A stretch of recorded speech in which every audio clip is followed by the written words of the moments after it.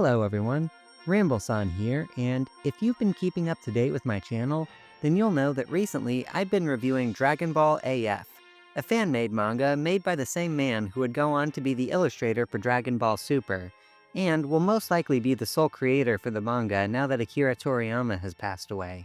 In Chapter 1 of the manga, at one point, Goten gets hit in the face with a newspaper that contains a poll where people voted on their favorite superheroes. That paper contains so many references to Akira Toriyama and other Dragon Ball related works that glossing over it feels like a crime.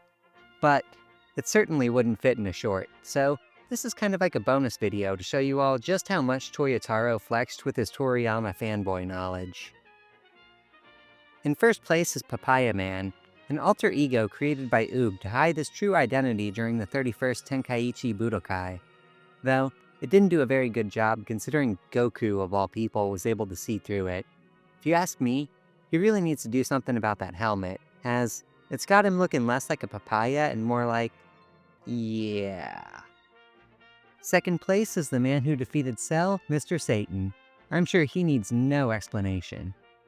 Third place is the Great Saiyan Man, a part of Gohan that really needs to come back in my opinion. Watching him recover from his childhood trauma by LARPing as a Spider-Man knockoff was hilarious and is a sore spot of sunshine that Dragon Ball Super has been missing lately. Fourth place is a tie between the Great Saiyan Woman, which was a filler plotline in the anime that returned in Dragon Ball GT, and Saving's Warrior Cashman, the main character from a 3-chapter miniseries about an alien who looks like Frieza's long-lost cousin trying to save up enough money to repair his spaceship. And you know what? Respect to Cashman because he stands on business in every fight he's in. In 21st place is Katsukazan, which is the stage name of Mako Maruyama from Kawa, who was a famous sumo wrestler until one day one of his opponents really got under his skin, and he hit them so hard they flew out of the ring and died on impact, causing Maruyama to be stripped of his title and blacklisted from the industry. Given all the lore behind his character, I'm kind of surprised that people look up to him to the point where he's the 21st most famous hero. In 22nd place is Kirano, one of the participants from the 28th Tenkaichi Budokai. Vegeta, of all people, was impressed with his strength, so it's possible this guy is capable of far more than he looks. 23rd is Beelzebub, the prince of the underworld and the main character of Sandland, which is basically Toriyama's take on Mad Max. I get the fan service reference and all, but it's kind of weird including him here since he's supposed to be from a ruined world that's all dried up and dying, so he doesn't really fit the tone of all of Toriyama's other jolly characters. 24th is Neko Majin Z from Neko Majin, Toriyama's self-made parody manga which pokes fun at many of the tropes he himself popularized. The manga was referenced earlier in Dragon Ball AF when we saw Frieza on Frieza's ship. Number 25 is Captain Chicken, who is another competitor in the 28th Tenkaichi Budokai. Now that Dragon Ball is canon in Fortnite, maybe he'll get to have his long-awaited rematch with Peter Griffin. 26th is Kaijika, the cursed fox boy from Toriyama's miniseries Kaijika. He's kind of in the same boat as Beelzebub, because Kaijika's world is supposed to be very primitive and low-tech, so he must have had an odd reaction to seeing the size-changing capsules. 27th is Mighty Mask, the man Trunks and Goten knocked out and stole the clothes off of so they could participate in the 25th Tenkaichi Budokai. There is no 28th for some reason.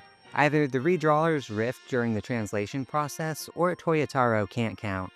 Pick whichever explanation you think is funnier. 29th is Tochio, a deep-cut reference to a nursery rhyme-style book Toriyama released called Tochio the Angel. The entire gag is that Tochio means well, but sometimes acts before thinking.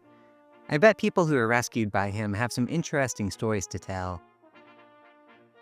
30 is Panput, the guy who Goku mogged without breaking a sweat in the 22nd Tenkaichi Budokai.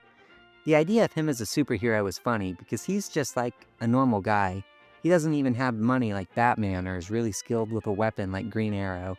He's quite literally just a guy. It'd be like if Bruce Lee was in the Justice League. In 31st place is Orobu, a fighter in the Otherworld tournament from a filler storyline in the anime.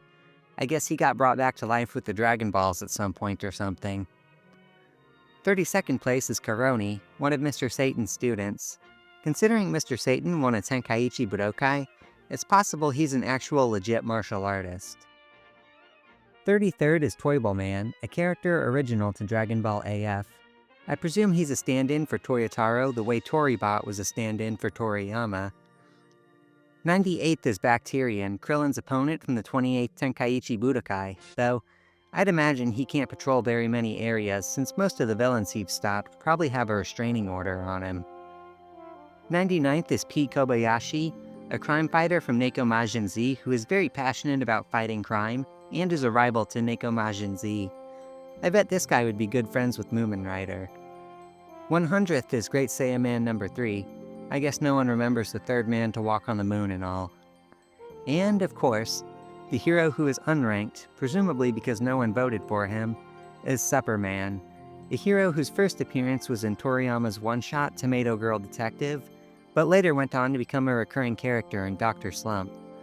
Funnily enough, the concept of someone who is a hero in the public loved by many, but is actually a very slimy person behind closed doors, would go on to be further refined in Dragon Ball, creating one of the best characters in the manga. Those are all the newspaper cameos, and even I myself didn't know who some of these people were before starting this video, so getting to learn more about Toriyama's work is reason enough to read Dragon Ball AF. Toyotarou definitely felt good after flexing his Toriyama knowledge when drawing those panels. I tip my hat to thee, sir. Now only one question remains. Half of these dudes are dirt weak, so how is Goten trailing so far behind them?